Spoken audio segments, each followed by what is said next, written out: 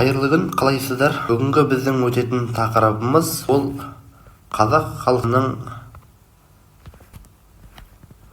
қазақ шешендік өнерінің ерекшеліктері мен маңызы. Кіріспесі. Қазақ халқының мәдениетінде шешендік өнер ерекше орын алады. Шешендік сөз халық даналығының, рухани байлығының көрінісі.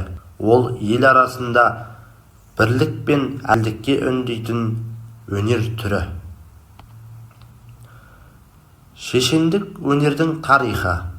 Шешендік өнер адамзат өркениетімен бірге дамыған. Ежелгі Грекияда Демосфен, Римде Цицерон сияқты шешендер шыққан.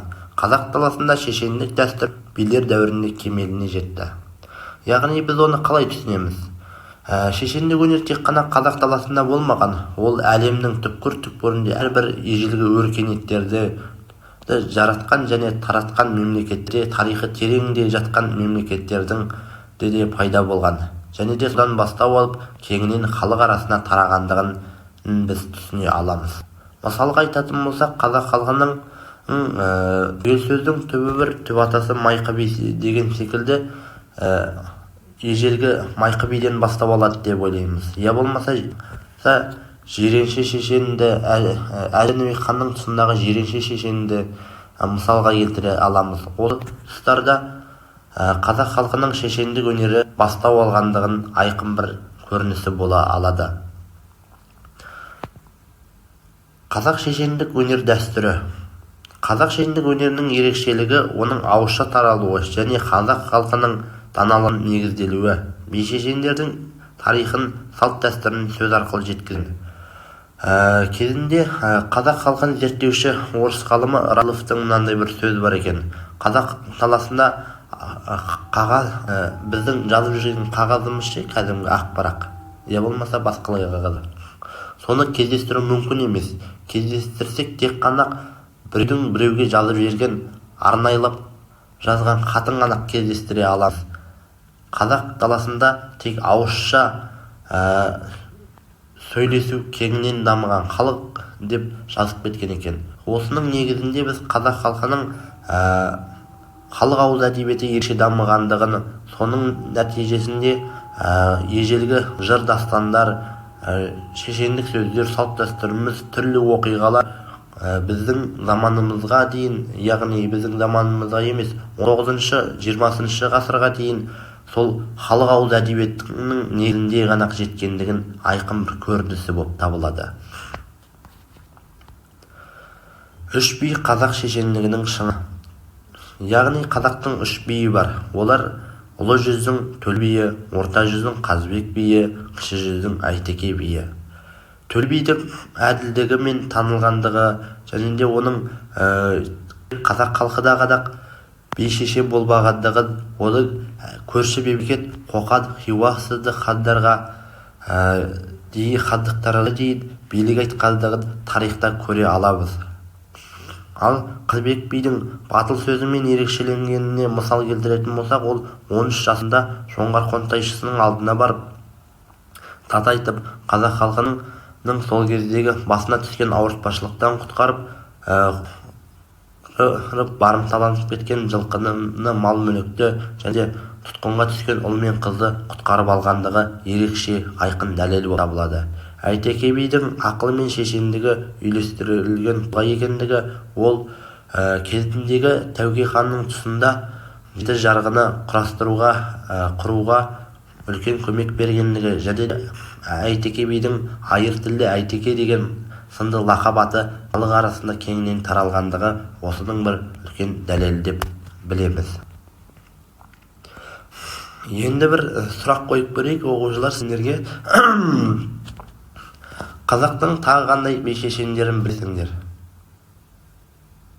Яғни қазақтың би шешендері өте көп болып табылады. Яғни ол туралы кеңінен ақпарат білгілеріңізде Мұсанбек Төреқұлының «Даланың дара ділмәрлері» атты кітабы, содан оқып танысуға болады. Я болмаса Балтабай Адамбаевтың «Шешендік өнер» атты кітабы бар. Үш бидің шешендік сөздерінен мысал келтіріңдер. Оны бұл туралы мысалды деректі біз 9 сыныптың қазақ әдебиеті кітабынан алғашқы 1-90-да өттік деп ойлаймын. Енді бүгінгі таңда кімдерді шешен деп танисыңдар? Бүгінгі таңдағы шешен деп танитын болсаңдар, оған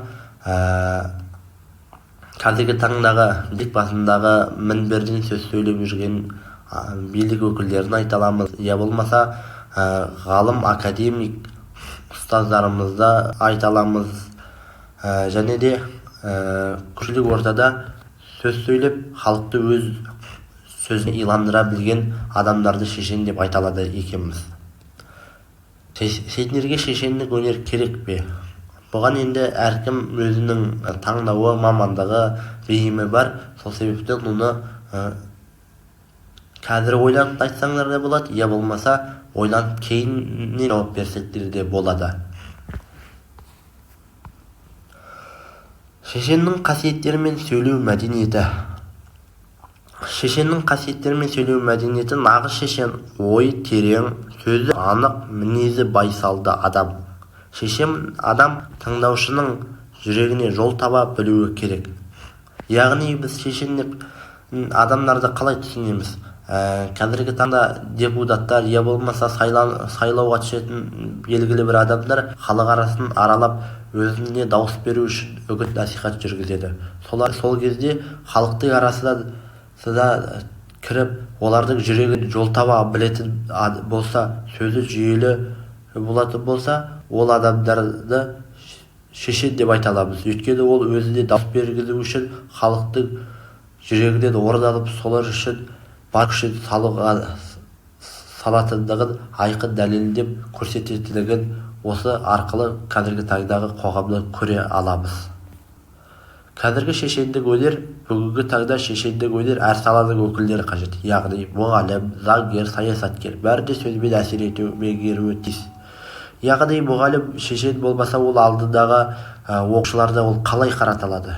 Ол мұғалім шешен болмаса, ол алдындағы оқушылар тыңдата алмайды, және де өзінің әріптестерін өз сөзіне иландыра алмауы мүмкін. Оқушыларға бір затты үйреткенде, оқушылар оны тыңдату үшін, қарату үшін бар күшін зердесін салады. Яғни қазіргі таңда оқушылар тыңдамайтындығын, я болмаса бұрынғыдай емес, қазіргі оқушылардың ойлау деңгейі басқаша болғандығын біз көріп жатамыз. Сол себептен оларды өз сөзімізге үйретіп, және де назарын басқаға аудармау үшін бізге де шешендік өнер қажеттігін көре аламыз. Ал заңгерді алып қарайтын болсақ, заңгерлер олар бір адамның өмірі үшін күресетін тұлға деп есептейміз. Себебі ол адам жазықты болсын, жазықсыз болсын, ол өз ұстанымын екі жаққа да дәлелдеп, көрсетіп, оны иландырып, және де ол адамның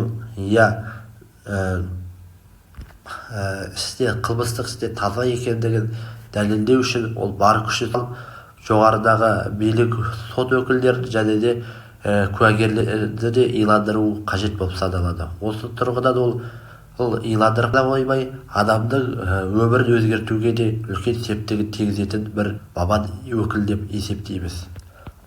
Саясаткерлерді айтып қарайтын болса, ол саясаткерлер халық арасында қазіргі таңда енді халық арасында емес, олар әлеуметтік желіде өз үндеулерін, сөздерін сараптап халыққа айтып жатады. Осы арқылы олар жай ғана айтып қоймай, халық қаншама көрермен, халық тыңдату үшін оларға да шешендік сөз өнері қажет деп ойлаймыз. Өйткені саясаткерлер жай ғана халықпен ғана тілдесіп қоймайды, ол жаңағы билік өкілдерімен сөйлеседі, әлемдік түкпір-түкпіріндегі адамдармен тілдеседі. Сол кездегі өз илануына, я болмаса халыққа белгілі бір тұлғаның өз сөзіне сенуіне әсер етіп, сол бойынша мемлекеттің бір саяси жүйесін өзгертуге болсын өз септігін тигізіп жататын тұлғалардың бірі болып саналады.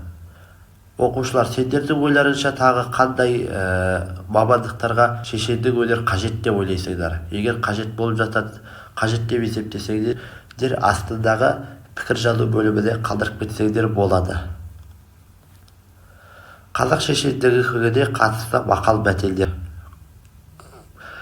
Өнер алды қызыл тіл, сөз ақылды айса, сөз сүйектен өтеді, таяқ еттен өтеді, тіл тас жарады, тас жарбаса бас жарады дейді.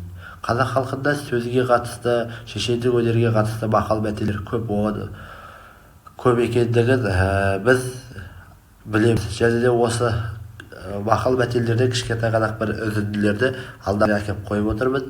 Және де бұл туралы әрмен қарай білім зерттегілері келсе, қазақ халқының мақал-мәтелдері 1001 атты мақал-мәтел кітабы бар. Сол кітапты ашып оқысаңдар, мақал-мәтелдің қазақ шешендік өнердің тағы бір нұсқасын көре аласыздар.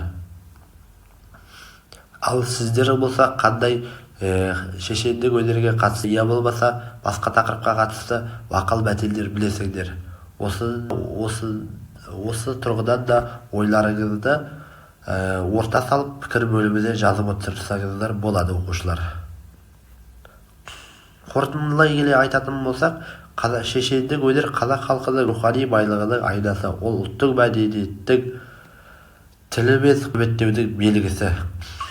Яғни шешендік өнер кеше ғана пайда болған өнер емес екендігін біз бүгінгі сабақта көз жеткіздік. Ол ежелгі грек, рим жерлерінде пайда болғандығын, және де оның тек қазақ халқына ғана тән құндылық емес екендігін, оның